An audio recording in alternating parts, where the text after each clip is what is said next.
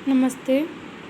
आज की ऑनलाइन कक्षा में आप सभी स्टूडेंट का स्वागत है।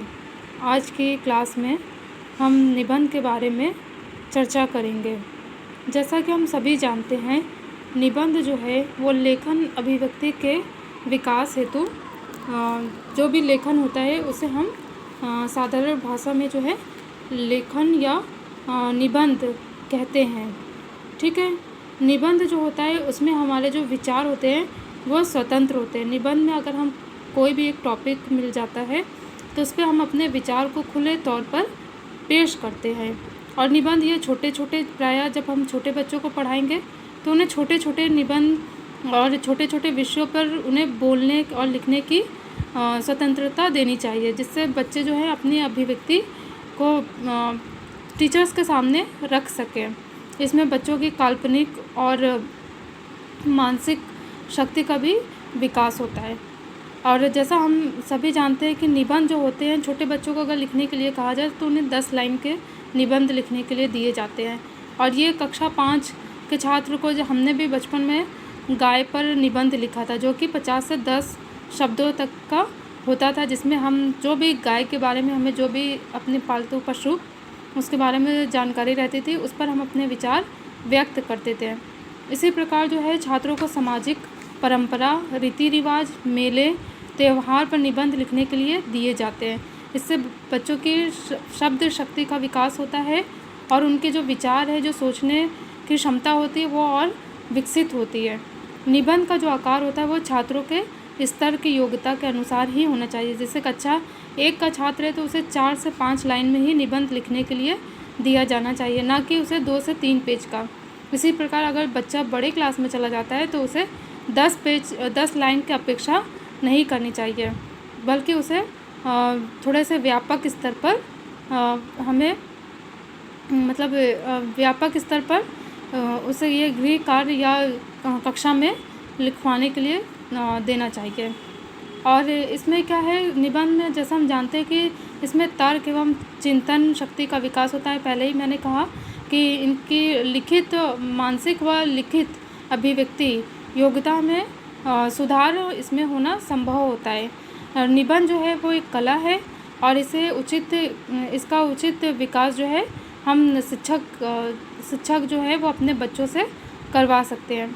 इसमें क्या है कि जो सबसे पहला पॉइंट है, तो निबंध में छात्रों को प्रदान किए जाने वाले निबंध लेखन संबंधी विषय उनके स्तर एवं योग्यता के अनुकूल होना चाहिए, जिससे छात्रों द्वारा निबंध लेखन के प्रति अपनी रुचि का प्रदर्शन किया जा सके।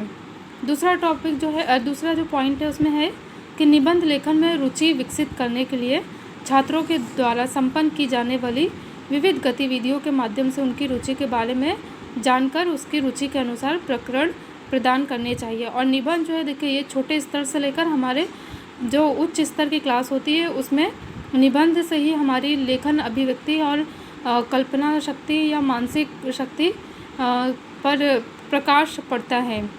ठीक है। और तीसरा हमारा जो पॉइंट है कि निबंध लेखन के लिए छात्रों को उनकी स्वेच्छा के अनुसार शीर्षक प्रदान किए जा सकते हैं, अर्थात शिक्षक द्वारा छात्रों को निर्देश प्रदान किया जा सकता है कि अपनी इच्छा से संबंधित जो भी है आप निबंध लिखकर लाएं। निबंध लेखन के लिए प्रथम अवस्था में छात्रों को कुछ सहायता प्रदान करनी चाहिए, अर्थात निबंध लेखन को प्रोत्साहन देने के लिए निबंध प्रणाली, सूत्र प्रणाली या चित्र प्रणाली का प्रयोग करना चाहिए। जैसे गाय का चित्र बना दिया, फिर उस पर कहा कि आप इस पर निबंध लिखिए। ठीक है। और निबंध लेखन के विषय जो है वो सरल से कठिन की ओर प्रदान किए जाने चाहिए। इसके लिए सर्वप्रथम समान विषय पर छात्रों को निबंध लिखने के लिए दिए जाने चाहिए। इसी उपरांत कठिन विषयों पर निबंध, पहले सरल फिर उसके बाद कठिन, और बच्चों की रुचि बनी रहे, उसमें लेखन योग्यता का विकास हो सके तो इसका ध्यान ज़रूर रखना चाहिए। इसके अलावा अगर हम देखें कि बालकों के लिए जो निबंध के विषय होने चाहिए वो किस तरह के होने चाहिए तो इसमें क्या है कि जो भी अध्यापक है वो अपने बच्चों को उनकी आयु के अनुसार और 10-10 काव्यों के निबंध लिखने को दिए जा सकते हैं। निबंध का विषय अत्यंत सरल एवं सामाजिक परिवेश से ज़रूर जुड़ा होना चाहिए। जैसे छोटे बच्चे अगर, तो उनको क्या निबंध देंगे, गाय पर निबंध लिखिए। किसी स्थानीय मेले का वर्णन कर, बच्चे मेले, गांव में मेले बहुत लगते हैं, बच्चे खुशी खुशी जाते हैं, तो अगर आप उनसे कहेंगे कि 10 लाइन इस पर लिख के लाइए, तो बच्चे अपनी टूटी फूटी जो भाषा शैली है उसमें ज़रूर वो कुछ ना कुछ नया ही लेके आएंगे, जो भी उनका एक्सपीरियंस रहा है। और जैसे स्थानीय त्यौहार हो गए, दीपावली, होली, नव दुर्गा, इस तरह के। फिर मेरा विद्यालय, ये है तो हर बच्चे का फेवरेट होता है।